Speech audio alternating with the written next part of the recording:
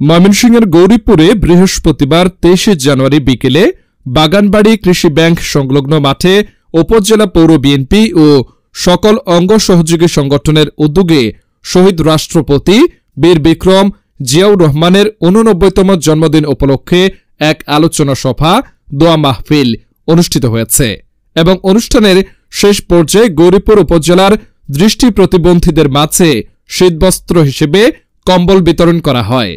ময়মনসিংহ উত্তর জেলা যুবদলের যুগ্ম সাধারণ সম্পাদক ইলিয়াস উদ্দিন মৃধার সঞ্চালনায় ময়মনসিংহ উত্তর জেলা যুবদলের সিনিয়র যুগ্ম সাধারণ সম্পাদক তৌফিকুল ইসলামের নেতৃত্বে ও উত্তর জেলা যুবদলের সহসভাপতি কাজী আব্দুল্লাহ আল আমিনের সভাপতিত্বে গৌরীপুর উপজেলার দৃষ্টি প্রতিবন্ধীদের মাঝে শীতবস্ত্র বিতরণ অনুষ্ঠানে প্রধান অতিথি উত্তর জেলা যুবদলের সভাপতি শামসুল হক ভিপি শামসুর উপস্থিতিতে বিশেষ দোয়া অনুষ্ঠিত হয়।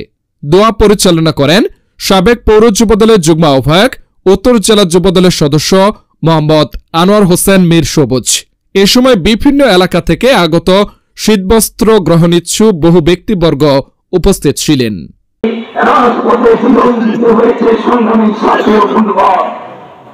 আজকে একটি প্রধানমন্ত্রী থাকতে পারবেন না, যদি বারবার প্রধানমন্ত্রী থাকে তাহলে স্বৈরাচার আচরণ জনগণ দেখতে পায়।